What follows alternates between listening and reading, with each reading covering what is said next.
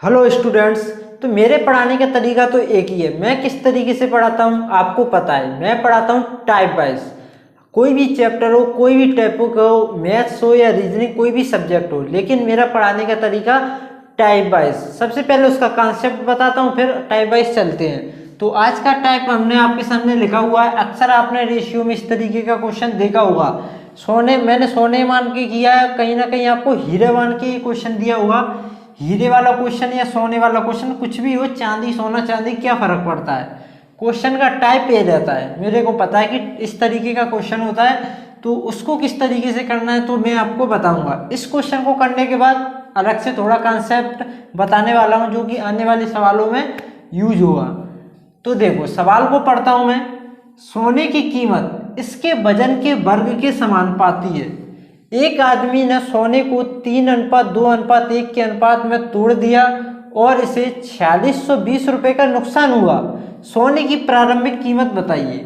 सबसे पहले सवाल को मैंने बताया, जब तक पढ़ो तब तक आपकी समझ में ना आ जाए। जितनी ज्यादा आप सवाल को पढ़ोगे उतना कुछ ना कुछ हर बार आपको कुछ ज्यादा समझ में आएगा। देखो, तो क्या कह रहा है, सोने की कीमत। अब मेरे भाई, सोने की जो प्राइस है, प्राइस या कीमत, ये प्राइस है ना, ये किस पे डिपेंड करेगी? इसके वजन पे, वजन के वर्ग के समानुपाती। जैसे ये वजन है मेरे भाई हीरे का, ये किसका, सोने का। ये क्या है, वजन। तो मेरे भाई प्राइस क्या होगी? जो वजन होगा ना उसका वर्ग, जो वजन होगा ना उसके वर्ग के बराबर होगी। कहने का मतलब ये है कि मेरे भाई जो सोना है, तो सोने के जो प्राइस यानी कि जो कीमत है, कीमत, सोने की कीमत वो किस पे डिपेंड करेगी? वजन पर। जितना वजन उसका वर्ग करो, उसका वर्ग करो, बस। और कुछ ज्यादा डीपली जाना नहीं है। समानुपाती क्या होता है, जी क्या होता है। तो वो कहने का मतलब तो यही था उसका, कि वजन के वर्ग के समानुपाती है। यानी कि कुल मान के आपको इतना समझना, कीमत होगी वो वजन होगा ना उसका स्क्वायर कर देना आप, और कुछ नहीं, और कुछ ज्यादा दिमाग में नहीं डालना इस तरीके के सवालों में, ठीक है। तो देखो, तो उसने क्या किया, एक आदमी ने सोने को इतने इतने इतने टुकड़े कर दिए उसके। एक आदमी ने क्या किया, देखो, सोने के टुकड़े कर दिए 3:2:1।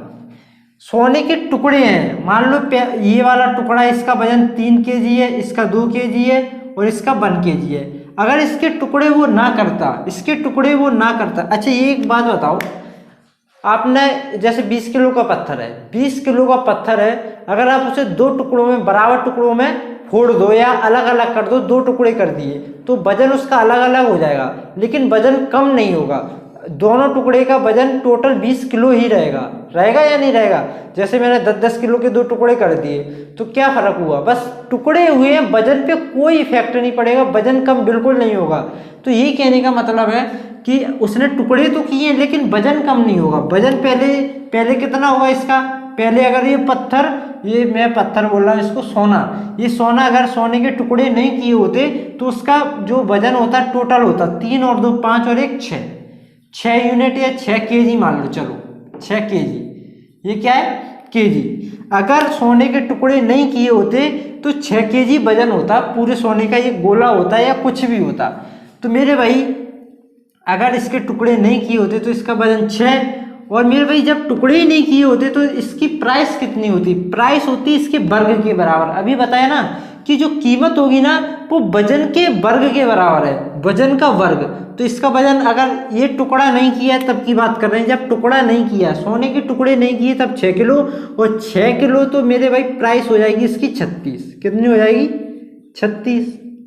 इसका स्क्वायर कर दो, इसका स्क्वायर ही तो करोगे आप। तो प्राइस आपने निकाल ली। ये प्राइस कब की है? जब आप सोने के टुकड़े नहीं करोगे, जब सोने के टुकड़े आप नहीं करोगे, तब ये प्राइस 36 रुपए, या कुछ भी मान लो 36 यूनिट, ठीक है।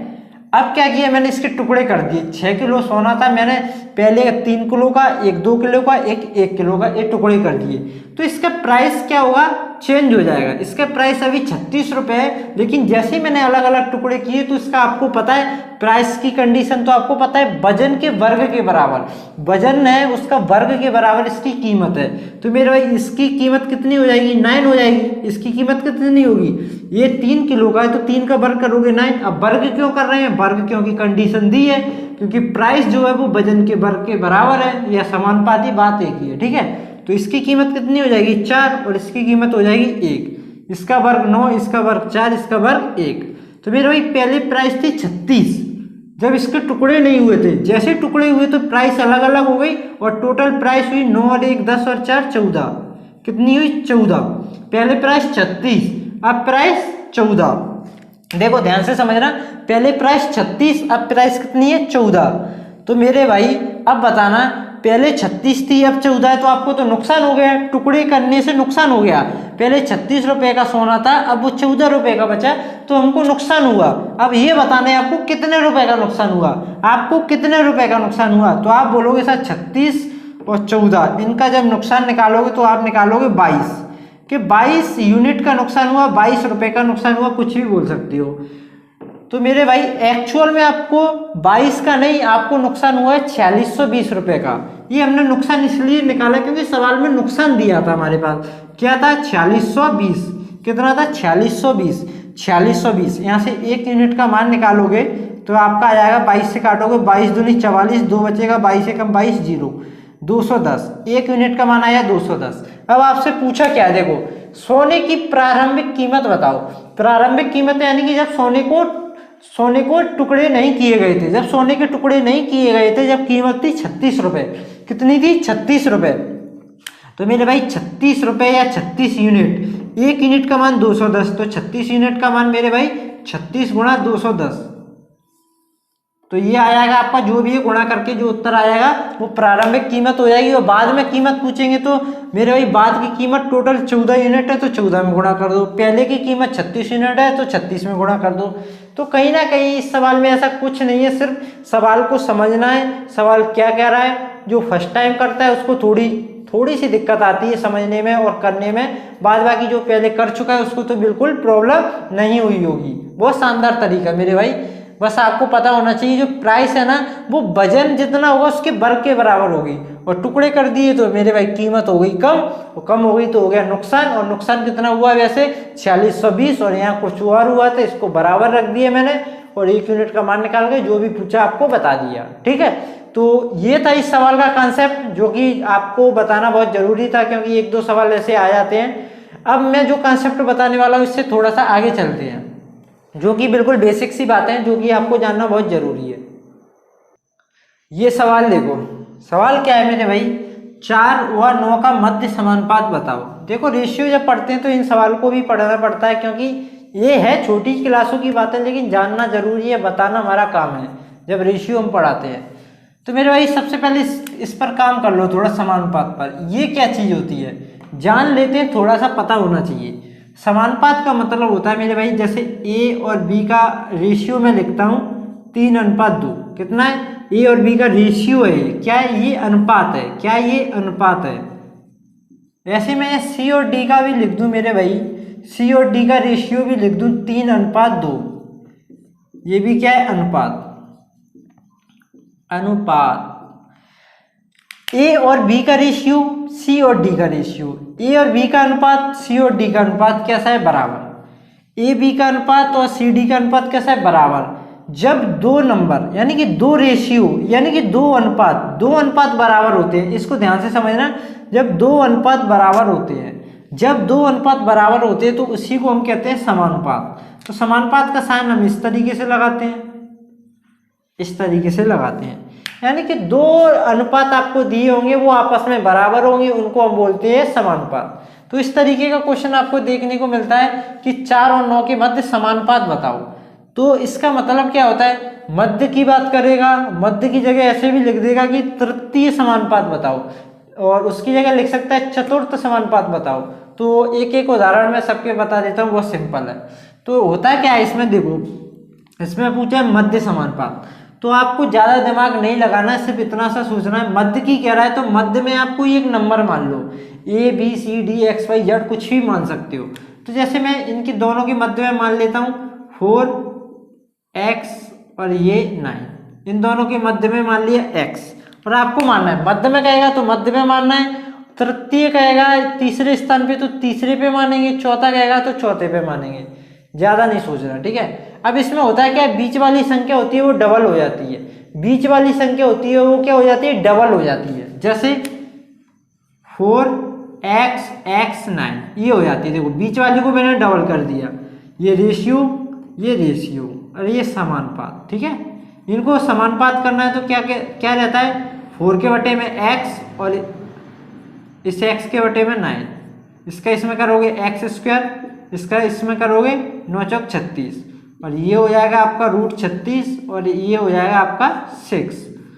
अच्छा, किसको समझ में नहीं आया, बिल्कुल सिंपल सा कॉन्सेप्ट है। मध्य में कहेगा तो मध्य में कोई नंबर मान लो, उसको हमेशा डबल करना है, उसको ही नहीं, हमेशा बीच वाला जो नंबर रहेगा उसको डबल करना है, बीच वाले नंबर को।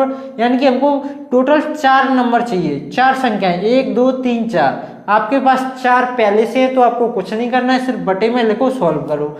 आपके पास 3 नंबर है, आपके पास 3 नंबर है तो बीच वाले नंबर को करो डबल, बीच वाले नंबर को करो डबल, और इस तरीके से बटे में लिख के उसे सॉल्व कर लो। जैसे मैं इसको लिखता हूं, आप मध्य की जगह त्रित्य समानुपात लिखता हूं, ठीक है।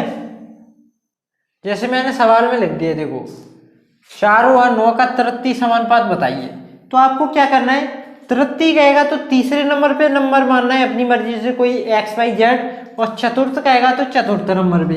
ये तृतीय तो मेरे भाई आप क्या मानोगे, ये पहला नंबर, ये दूसरा नंबर और ये तीसरा नंबर, ठीक है। और आपको क्या करना है, बीच वाले नंबर को करना है डबल, ये 4 ये 9 और ये x, 4 के अपन में 9 और 9 के अपन में x, और ये बराबर, ये हो जाएगा 4x और ये हो जाएगा 81, और x का मान आ जाएगा आपका 81/4।